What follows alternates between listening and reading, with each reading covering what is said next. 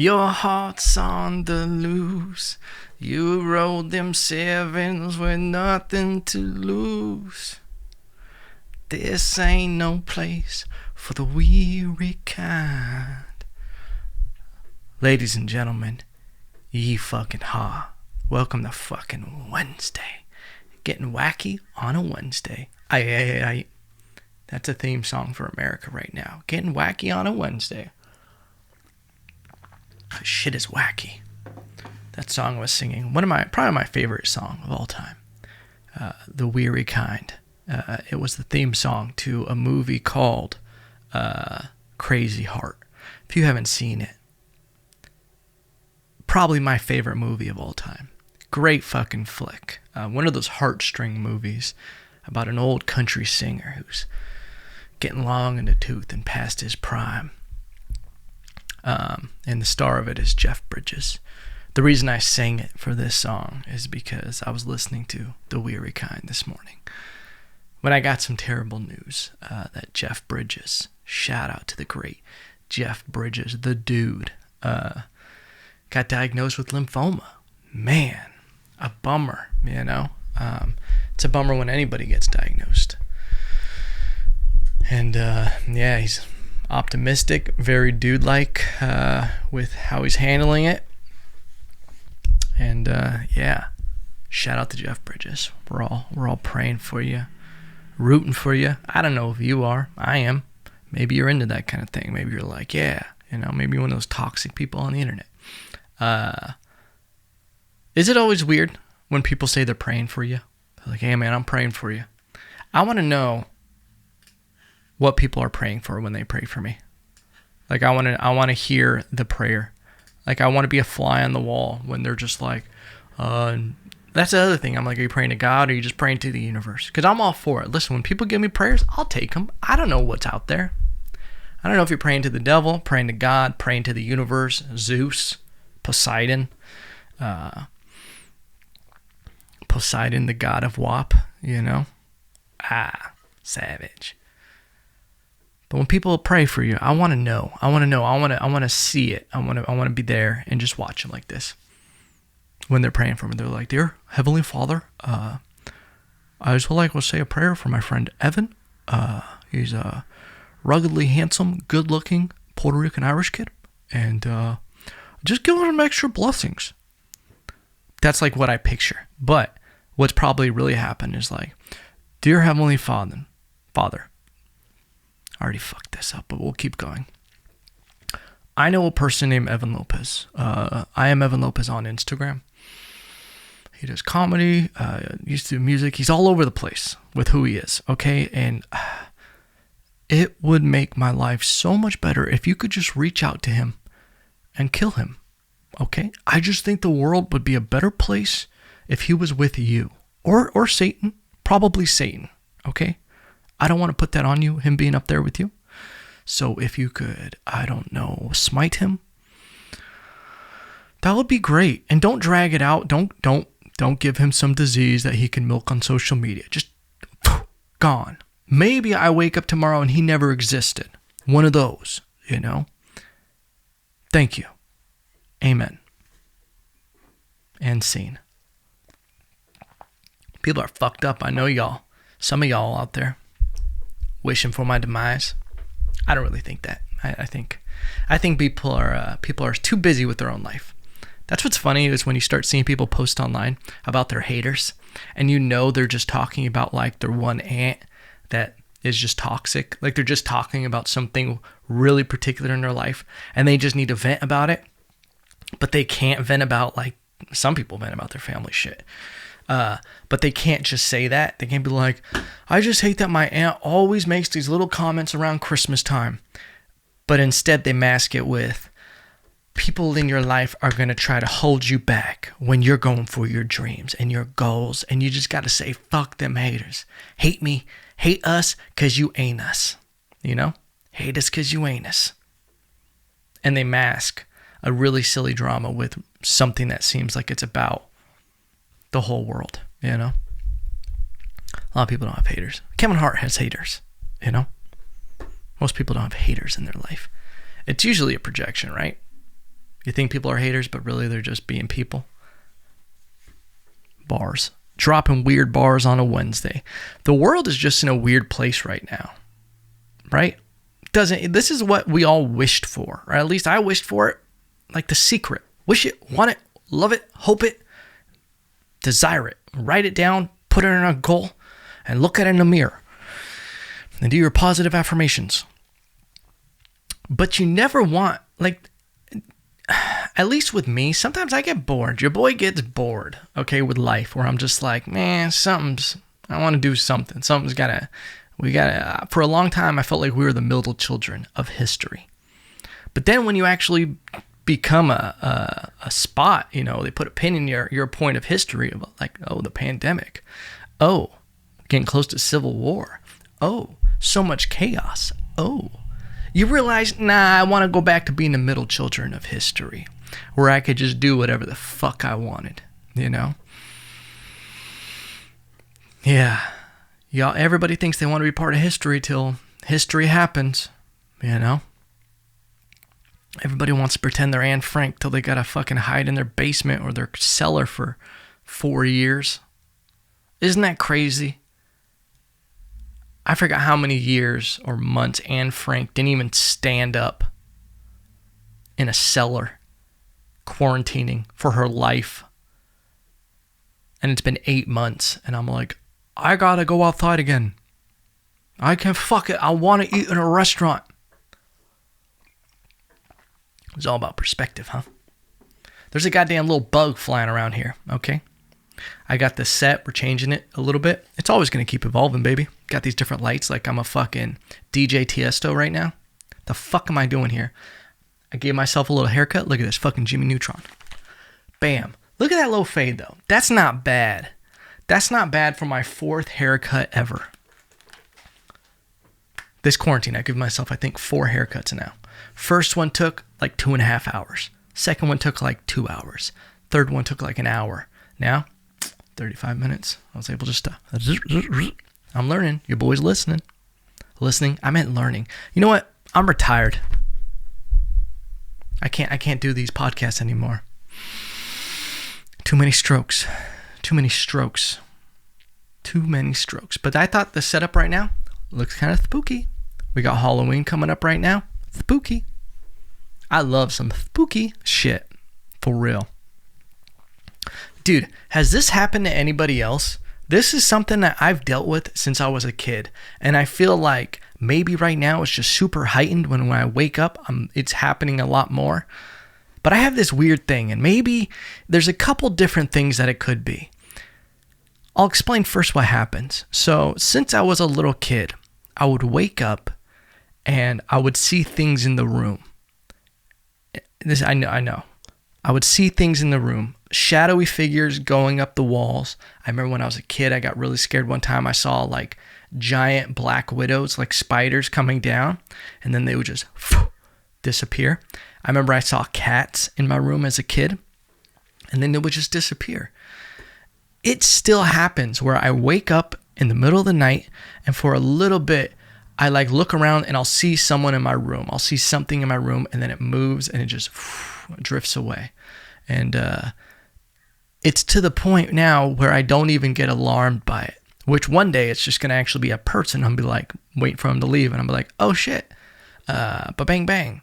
But it still happens. It's happened the last few nights in a row. Last night, saw a woman next to my fucking bed, and I wake up and I just look, and all of a sudden, and it was a weird looking woman, big head, big bodily features, almost looked like my girl. My girl doesn't have a big head or big bodily features. That was weird. Anyway, but same color hair, everything. It was just like a caricature of it, and it was as if my girl met the doughboy from Halloween or from Ghostbusters, where it's like there's really big features, and is right next to me, looks at me, and then it just goes like this on my light, my lamp, and just goes like blows out the light that wasn't even there, and then just fairy dust, doesn't exist anymore. And it just happens so often, and I'm just like, I think what it is I know that it's two options. Either I have this thing where when you get pulled out of a dream, you still kind of are like, you abruptly wake up. Some people still see things from their dream and it just like kind of dissipates with real life. Or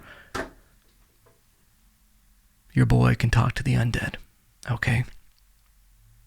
I'm one of the, I don't know what you even call them. Those who have crossed over, a dead telepath. I don't know the name for it. I know there's something. You're like a listener or something in a weird Stephen King movie. Oh, The Shining. Yeah, I have a little bit of the shine. That's what we'll call it. A little bit of the light. I can just see a little bit into the underworld. And to be honest, I don't want this gift. I don't want to be able to talk to ghosts and shit. I've actually never talked to them. But it's something that's happened throughout my life. And it's gotten better and worse where I'm like I'll go close to years without it really happening. And then it will start happening again. I mean, last night could have happened because I watched this new show called Evil about this like detective lady who pairs up with this like wannabe priest. He's like studying to be a priest, and they go after like paranormal activity cases of demonic possession shit. So, and she woke up in the middle of the night and was seeing like a demon in her room. So maybe I was influenced, the power of suggestion. But it's just a weird fucking thing to happen, you know? Right around spooky season. Right around spooky season. So if you've ever had anything like that ever happen, please either leave a comment below if this is on YouTube or slide in my DMs. Just don't get fucking weird, but slide in my DMs. Been having some weird DMs lately. Okay? Not okay. Not okay. Hashtag me too. Dude, I gotta talk about this. You know your boy's a pro gamer now. The PR pigeon. Sick ass bird sound. Sick ass coo right there. Anyway. I love Call of Duty. Okay? I do. What it's morphed into, it's amazing. It's transcended video games. Okay? The battle royale style, just everything about it is mind blowing. Okay? Like where video games started with like fucking Pong and now where they're at. Insanity how far video games have come. But Call of Duty Warzone is amazing. The battle royale style gaming, just how real it is, and just that strategy that goes into it. I'm a sucker for strategy. You give me a strategy game mixed with a first person shooter, oh, you already know, makes my willy tingle. That's why I used to love games like StarCraft, Warcraft. Not so much World of Warcraft. I mean, that one was cool, but it was like, I like more the strategy of like building a base and like using different tactics, and there were strengths and weaknesses to everything. Anyway, real nerdy shit. But Call of Duty Warzone has transcended video games with almost Marvel-like crossovers. There's a new thing that they unveiled this morning, and I watched it like a goddamn Marvel movie trailer, because it was a trailer. They've been dropping Easter eggs inside of Verdansk, which is the city of Call of Duty Warzone where it's at, where all the fighting takes place. The Easter eggs are, I remember running through in a nice little battle royale trios with my boys, shout out, and I start hearing little girls giggling and like babies like, ah, like little kids, just real eerie, spooky stuff. And I remember being like, do you guys hear that? And they're like, no.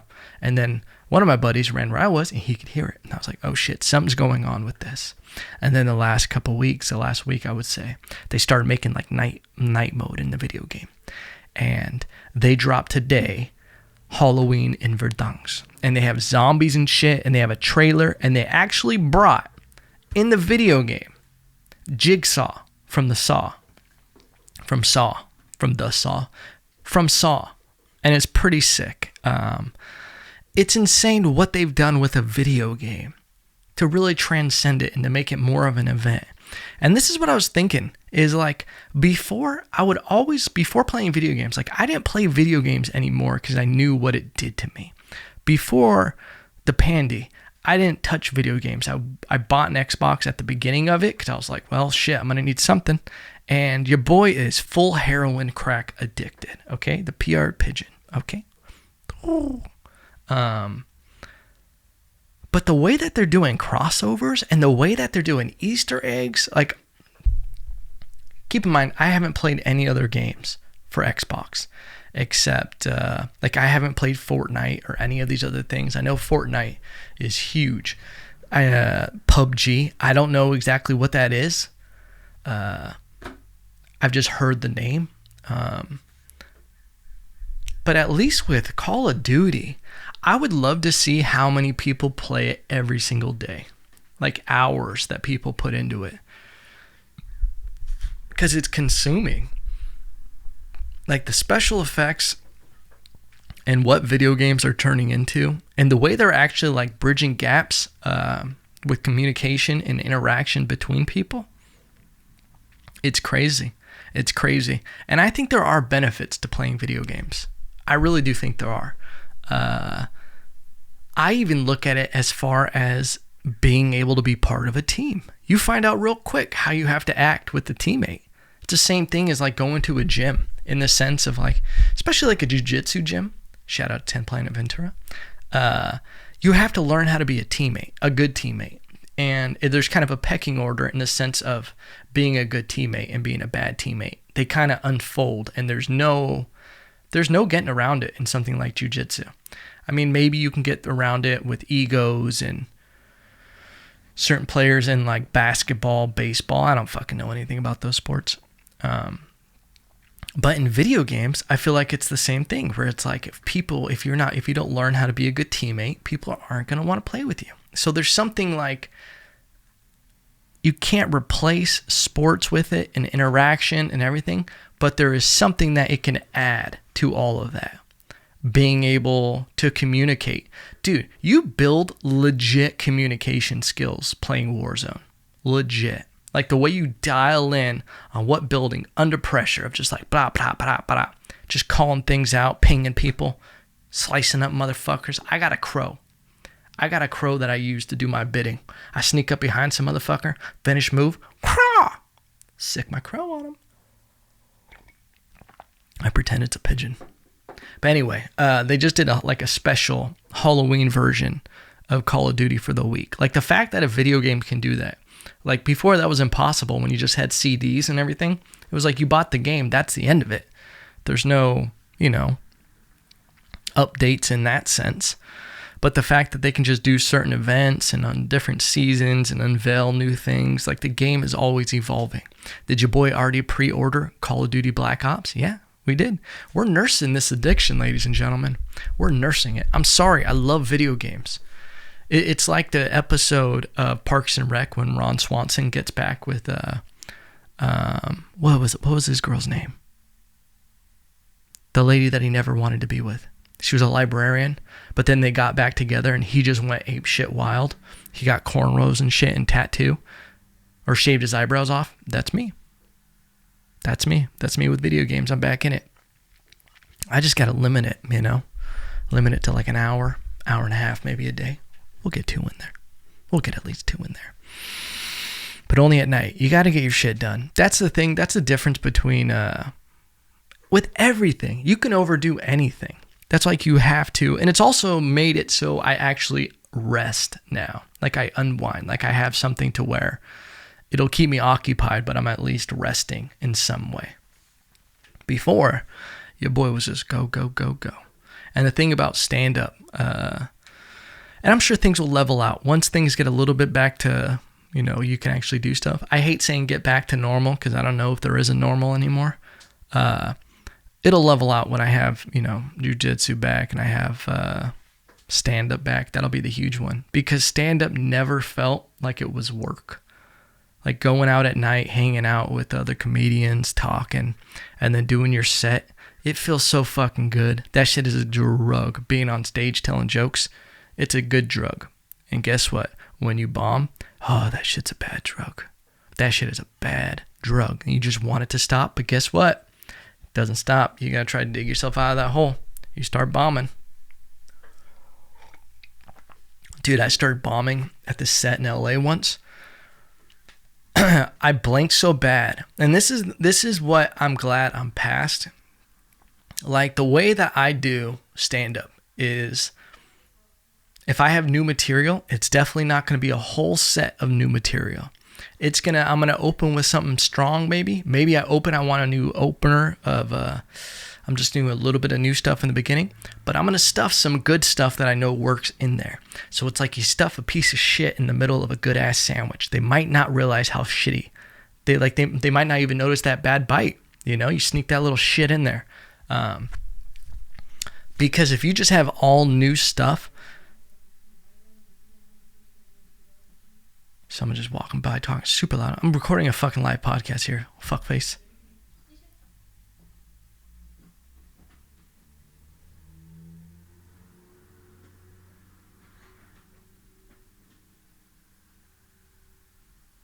What is even happening right now? Where was I? Oh, sorry, I thought someone was here right now. You stuff that little piece of shit in there. You open it, because if you start giving them all shit, just all shit, stuff you've never used before, you don't know if it works. It's all Bambi legs. Like, new jokes are on Bambi legs. They're just like, I don't know if this shit's gonna work. Let's say that shit doesn't work, and you're not even really confident with them. Like, you try to, perform, and you don't want to seem like, I don't know if this is funny, but you also don't remember the timing. Like, at least with me, when I would try to do a whole new set, that shit was rough. Trying to remember the bit, remember how to, actually perform it. Because that's what's great. When you have a bit and you know it works and you're not worried about remembering it, all the tags, all the turns, everything, and you can just focus on performing it, it's like cutting wrapping paper, just sliding through it. So I would try to always open with something strong, stuff a little bit of shit in that sandwich. They tasted that shit. All right, let's switch. Let's go back to this. And you put some good stuff, and then you just dab a little shit chocolate chips, if you will. That's what they are, like little shit chocolate chips, of little ones. It might be a little bitter, but you got to do it, because magically that shit will turn into good parts of the sandwich. It's a little shit nugget one day, 2 weeks, roast beef.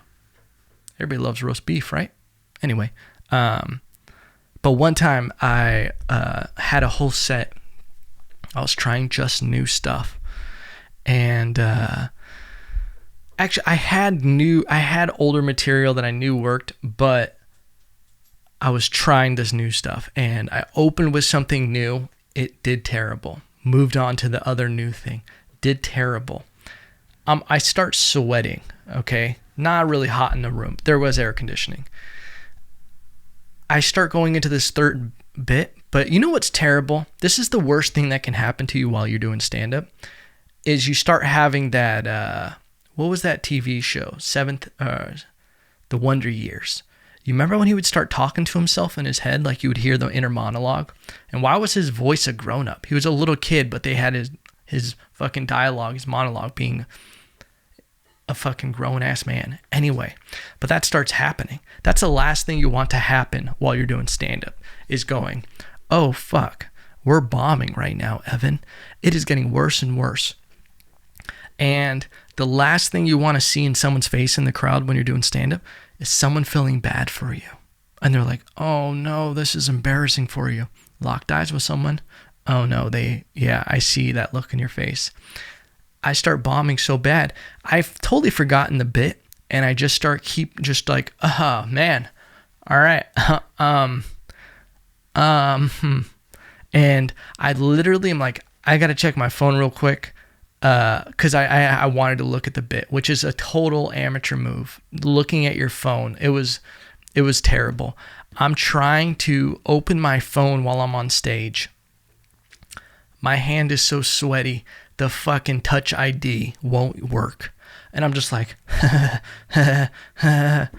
trying to open it. And it was insane. It finally opened. And I think I just abandoned the bit and went to old stuff. But there was no climbing out of that hole for me. I didn't have the wherewithal to pull myself out of it. One time I had a friend who was doing stand-up.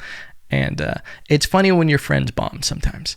As long as they're okay with it. As long as they know they're bombing and they don't seem, you're not watching them be embarrassed and break down, it's funny. And I have a friend, he forgot his bit in the middle of it, and he just looks at me and goes, Evan just says my name from the stage, and I'm just like, I don't know the material. Like I was gonna throw him a line or something. I think I said something like, "What?" Man, so funny. All right, ladies and gentlemen, that was great. We just did 25 minutes on nothing. I'm just kidding. How are you guys doing? I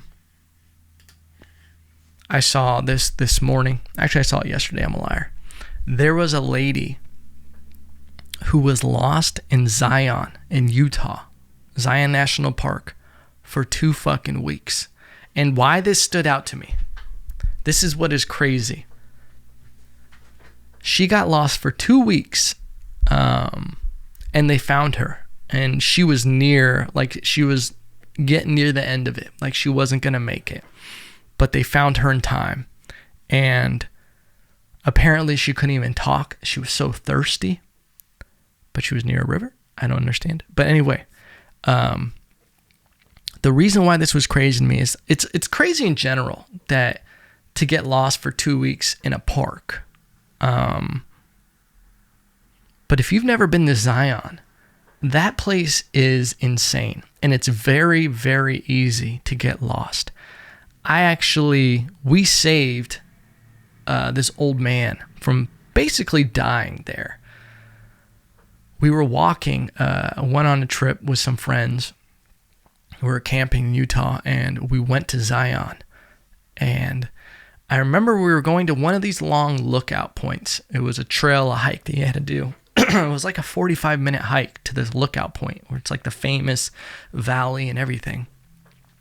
And I remember when we were walking there, my buddy and I, we walked by this older lady, like she's going back to the parking lot kind of thing. And she's walking kind of fast. And I remember she passes us and we say hi, and then she keeps going. And I made a mental note of it. I'd be like, that was weird. That older lady was just walking by herself on this trail and, in kind of a hurry, but smiled and said hi. I was like, okay. And then we're walking, it's 4 of us. We're walking along the trail, and maybe 15 minutes has passed. I look down and I see an old man fucking a quarter mile down off the trail, just down in the brush. And I'm just like, what the fuck? And I look at my buddy, I'm like, yo, check this out. And then we're looking at him and we're like, I don't think that's a trail, and I don't think he's supposed to be there. And my buddy and I climbed down we literally have to scale the mountain through all these boulders and bushes and everything. And we get down near where the guy's at. And I like yell to him, I'm like, hey, are you okay? And he's not responding to me, but he's like kind of sitting. Like I remember seeing it from the trail that he was walking weird and just being weird. And I go down there and I yell at him and he doesn't respond. And then I'm like, dude, we got to get closer to him. And we get near him and he's got blood all over his head. And I'm like, oh shit, something happened. And then I finally am like, hey, how's it going? And he's like, oh, good. And he's out of it. And I remember my buddy had water and I was like, here, drink this. And he didn't know what had happened. I guess he had taken a wrong turn on this trail and he fell down the fucking mountain.